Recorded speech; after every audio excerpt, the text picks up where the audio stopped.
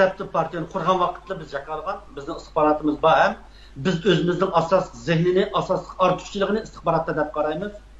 Hem istixborot masalalarga davomli deyilsak, istixborot olmay qolgan bo'lganligi uchun buni demaymiz. Umuman bizning eng kuchli istixborot qo'shinimiz bor. Hem Uyg'ur tashkilotlari hozir qilib boqmagan va hozirgacha qo'lga keltirib boqmagan natijadan qo'l keltirgan deb qarayman. Bu jihatda bizning istixborotimizning borligiga va bundan keyin istixborotimiz davomli kuchaydiganligi qatorlarni ishonishni umid qilaman.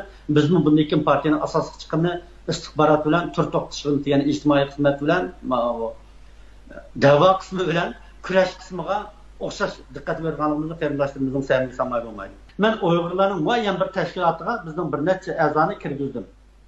Sen bu tashkilot a'zo bo'lib kirgan, aktiv xizmat qilgan, bu orqali ma tashkilotning umumiy qurilmasini yaxshilashga, tashkilotni partiya darajasiga ko'tarishga va bularning nizomnomasi qatorli ba'zi masalalarni boshqa tashkilotlar bilan birlashtirish qulaylik bir shakl taraq qildiraylik.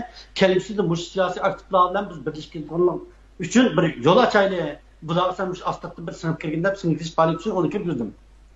Amaliyot nima bo'ldi desangiz, kirib haftadan keyin buni vijdon azobi qaynab ketdi-da.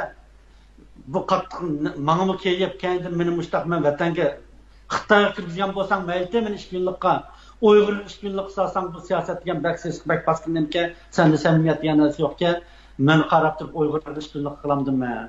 Men bunday siz qilishni hargiz qilmayman, sen meni nazarimdan chiqib ketding. Bu yolg'on ekansiz, samimiyating yo'q ekansiz, meni elitini 2 kunlik qildiryapsan, sen deb yomonlab tashlab aytgan bo'ldi-da. Tamam dedim. Siyosat men oldin qatim deb o'tdim.